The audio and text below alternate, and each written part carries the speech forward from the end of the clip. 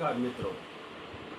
Monsoon का सत्र start हो चुका है और जगह जगह से हमें खबरें आ रही है कि आंधी तूफानों में लोगों के छज्जे उड़ रहे हैं, घरों में पानी भर रहा है और लोग डूब रहे हैं। ठीक वैसे ही जैसे पीएससी के आंधी में पीएससी के छात्र उड़ रहा है और उसके तानाशाही रवैये से उसका कैरियर डूब रहा है। तो दोस्तों, मैंने आपको कल बोला था कि हमें एक मीटिंग करनी है और उसमें डिसाइड करनी है आगे की रणनीति कि हमें मेंस की कॉपी देखने के लिए 13% होल्ड रिजल्टों के लिए हमें क्या करना है, पदों की वृद्धि के लिए हमें क्या करना है, आरक्षण का मुद्दा क्या है, कॉपी चेक हुई है कि नहीं हुई है, उसमें क्या इम्प्रूवमेंट हुआ है और नेगेटिव मार्किंग के खिलाफ करना है। सब चीज़ के खिलाफ मैं पिछले 1-2 महीने से आवाज़ उठा रहा हूँ, लेकिन कोई इस चीज़ में मेरा साथ नहीं दे रहा है। कल मैंने मीटिंग बुलाई, कल कोई वहाँ पर नहीं आया। तो अब मेरे को समझ में आ गया कि इस कार्यक्रम को आगे कैसे बढ़ाना है। तो ये मेरे को भेड़ियों की भीड़ नहीं चाहिए, ठीक है ना। तो मेरे को पता था कि ऐसे ही होते आया, मैं 4-5 साल से देखते आ रहा हूँ कि क्या कहते तो व्हाट्सअप पे सब बात करते, टेलीग्राम व्हाट्सअप में सब बात करते रहेंगे और लेकिन जब बुलाओ तो कोई नहीं आता है। तो इसका मेरे पास पहले से मैंने एक सेकंड ऑप्शन रख के रखा था कि मेरे को पता था कि किससे बात करना है। तो मैं इसी के साथ पहले रात उन लोगों से बात करते आ रहा था जिनको इन फील्ड का अनुभव है, जो उन्होंने पहले पीएससी के खिलाफ आंदोलन कर चुके हैं, जैसे एनी वायु। इनसे मेरी पिछले 15-20 दिनों से बातचीत हो रही थी कि सर ऐसा ऐसा ऐसा ऐसा है, हम मीटिंग करने वाले हैं, हमें कॉपी देखना है, 13% पे आप फिर से आप करें। 10 सूत्र वाले से मेरी बातचीत हुई, मैंने अपोजिट लीडरों से भी बातचीत करी थी, उनको भी मैसेज किए थे, मीडिया से भी करी, ठीक है ना।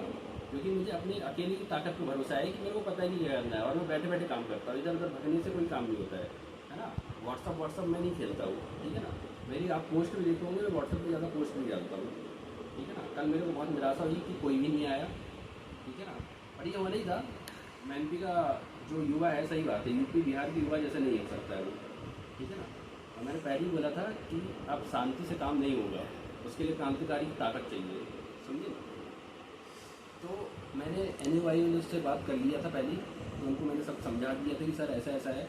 मैं बहुत दिनों से उनसे रिक्वेस्ट कर रहा था, लेकिन वो शिक्षक भर्ती में वाले केस में उलझे हुए थे, इसलिए वो उठा नहीं पाए। तो उनने मेरे से बोला था कि अपन पेपर हो जान दो, प्री का 23 तारीख के बाद इस बारे में बातचीत करेंगे। और आज उन्होंने डिसाइड किया है। कल मैं बहुत निराशा हुआ, फिर से मैंने उनको मैसेज किया, उन्होंने डिसाइड किया है कि आज ठीक है आप इंदौर से कार्यक्रम करें, क्योंकि भोपाल, जौनपुर, ग्वालियर में कोई नहीं आने वाला है। मैक्सिमम जो बच्चे हैं वो इंदौर में ही रहने वाले हैं। तो आज वहाँ पर एक मीटिंग कराई जा रही है 4 बजे बीबी गार्डन में, आप सभी जाइए, ठीक है ना। क्योंकि आपकी उपस्थिति बहुत ज़रूरी है। जब तक आप अपने आप से खुद से आगे नहीं आएंगे तो कोई भी आदमी कैसे काम करेगा। और किसी एक के भरोसे बैठने से कोई काम नहीं होगा कि यार ये 2-4 लोग हैं, यही लोग काम करेंगे, ठीक है ना। और इसमें क्या राजनीतिक फ़ायदा वाली कोई बात नहीं है। जिससे हमें जो हमारा मेन मकसद क्या है कि पदों में वृद्धि हो, 13% होल्ड रिजल्ट आए, ठीक है ना, मेन सीट कॉपी दिखाई जाए, ये सब हमारे अधिकार क्षेत्र के अंदर है कि भैया हाँ हम लोग 4-5 साल से जो कंटिन्यू देते आ रहे हैं, ये तो हमारे इतना बनता ही है।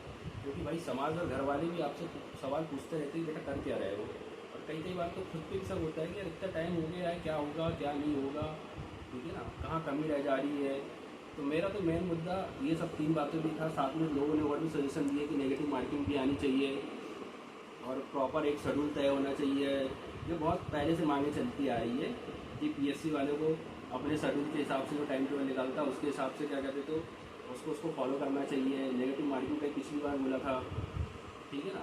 तो ठीक है, अब आज आप देखिए, मैंने ये सब बता दिया है जो मेरी मांगी थी 3-4 बार, 3-4 जो मैंने मुख्य बातें बता दी थी, मैं ग्रुप में ही बताते आ रहा था और इसके पहले ही बनाया था। प्री के पेपर पढ़ने के कारण मैंने इसको 10 दिन 15 दिन का गैप कर दिया था।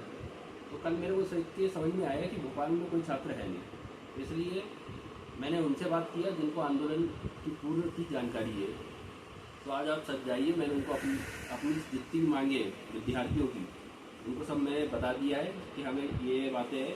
तो अब इस चीज़ पे आगे की रणनीति बनेगी। मैंने रणनीति का भी डाला कि रणनीति क्या होगी नहीं होगी, आज शाम को वो डिसाइड करेंगे कैसे करता है। लेकिन मैं आपको फिर से बता दूँ कि रणनीति ऐसी होनी चाहिए कि जिसमें कुछ ना कुछ सफलता मिले, समझे ना।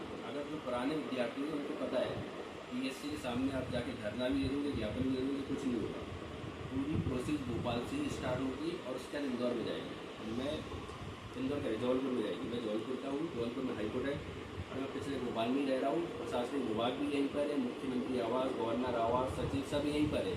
आपको लास्ट में जाके सब कार्यक्रम नहीं करना है। आप जाके वहाँ बैठेंगे, भीड़ इकट्ठा करेंगे, वहाँ चले आएंगे आयोग के पास, आयोग के पास जाओगे, आयोग बोलेगा ज्ञापन दे दो, खत्म बात। फिर हम देखते हैं, विभाग से बात करेंगे, प्रशासन उच्च अधिकारी से बात करेंगे। जब तक भोपाल में आंदोलन नहीं होगा और उसकी सिस्टमेटिक कार्रवाई नहीं होगी, कुछ भी हासिल नहीं होगा। और नहीं तो आप जाइए, भीड़ इकट्ठा करिए और पीएससी को ज्ञापन देके आ जाइए। पीएससी जो धीरे से एक सीट शॉट खेलेगा और बोलेगा कि पाला फेंक देगा सामान्य प्रशासन विभाग और सरकार के ऊपर, समझे ना। जब तक विपक्ष और पूरे संसद भी यही करे, विधानसभा भी यही करे, सब कुछ भोपाल से होगा। और जब बारी आएगी कोर्ट केस की तो जोधपुर जाएगा, समझे ना।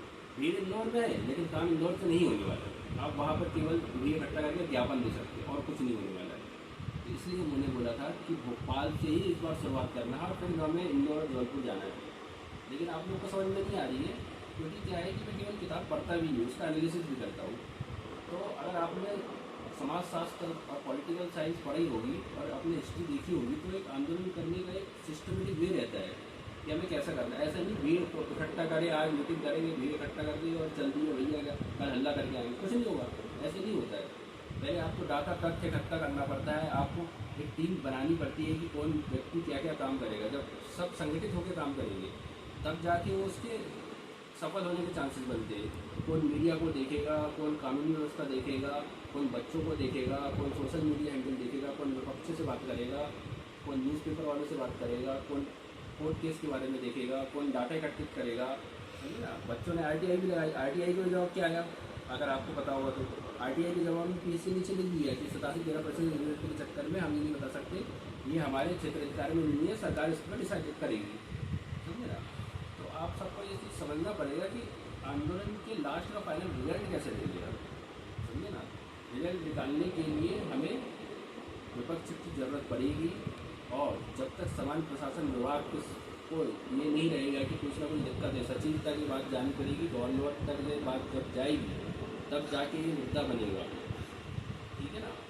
आप जहाँ जाइए, जो भी होता है वो तो करते आए हैं, वो तो करिए, ठीक है ना। पदों में वृद्धि करना भी आयोग का काम नहीं है, वो सरकार के ऊपर है, ठीक है ना।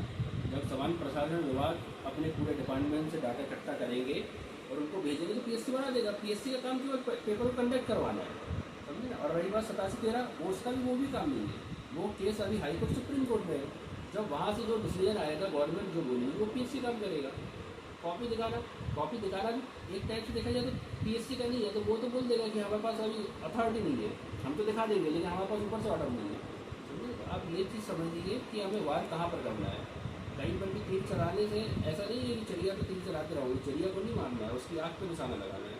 तो आप नहीं समझोगे, आप जाइए, हड़ताल करिए, मीटिंगें करिए। जब आप 1 महीने बाद टाइम बर्बाद कर देंगे और फिर से बोलेंगे, फिर वही निराशा कि भाई हमने बहुत कर लिया, इसके पहले बड़े बड़े आंदोलन करने कुछ नहीं है। तो तरीका आपको चेंज करना पड़ेगा, ठीक है ना। कि कौन जैसे PSC खेल रहा है उससे अपन को एक कदम आगे भी सोचना पड़ेगा कि हमें क्या जवाब देने वाला है और क्या जवाब नहीं देने वाला है, ठीक है ना। ठीक है, मैंने पूरी अपनी बातें बता दी है, उनसे मैंने डिस्कस कर चुका है और मेरे को पता है कि उनके पास जनसंख्या है और उनके पास एक पूरी प्रॉपर टीम है और वो हमेशा से छात्रों के लिए अच्छा काम करते आई है। तो मेरे को उम्मीद है कि वो आगे भी अच्छा काम करेंगे। तो आप सब जाइए, मीटिंग अटेंड करिए। मैंने उनको सब पूरी समस्या बता दी है और यही 4-5 बातों पे आज डिस्कशन होने वाला है कि कैसे क्या करें क्या नहीं करें। लेकिन मैं ये सबसे आग्रह करूँगा कि इंदौर के छात्रों के साथ साथ भोपाल, ग्वालियर, जौनपुर के छात्रों को आगे आना पड़ेगा। और विशेषकर मैं भोपाल वालों विद्यार्थियों से आग्रह करता हूँ कि जब तक वो भोपाल में आके कोई सिस्टमेटिक तरीके से, हमें सिस्टमेटिक तरीके से आगे काम करना है, नहीं करेंगे तो इसके परिणाम आने के चांसेस मेरे को तो बहुत कम लग रहे हैं, ठीक है ना। तो आप थोड़ा इस विचार को सोचिए। और जो ग्वालियर वाले छात्र हैं उनसे मैं रिक्वेस्ट करूँगा कि जहाँ जहाँ जो भी पेपर हुए हैं वो प्रॉपर एक संगठन बना के आगे बढ़े। ऐसे चिल्लाने से कुछ नहीं होता है, समझिए ना। कौन मीडिया की बात करेगा, कौन कोर्ट केस करेगा, कौन विपक्षों से बात करेगा, कौन स्टूडेंट को इकट्ठा करेगा, समझे ना। सब चीज़ एक सिस्टमेटिक ढंग से होती है। कोई भी आंदोलन करने के 8-10 पॉइंट होते हैं, समझे ना। आप लोगों ने पढ़ा होगा, जैसे मेंस पढ़ रहा है, कैसे पढ़ रहा है मेरे समझ में नहीं आ रहा, कहाँ पढ़ रहा नहीं पढ़ रहे हो, समझे ना। सबने दिया हुआ है, आप अपने सिलेबस के हिसाब से जो पढ़े हैं ना उसमें देख लेना कि कोई भी आंदोलन कैसे सफल होता है। लेकिन सफल आंदोलन होने के लिए पहले अपन को उसका बेस तैयार करना पड़ता है। इकट्ठा होकर सीधे धावा बोलने से कुछ नहीं होने वाला है, ठीक है ना। चलिए, तो आज आप सब जाइए, मिलिए और आगे की रणनीति बताइए और मेरे को ही बता देना, क्योंकि अब मैंने अपने गेम दूसरे पाले में डाल दी। अब मैं देखना चाहता हूँ कि आप लोग क्या करेंगे। ठीक है, धन्यवाद।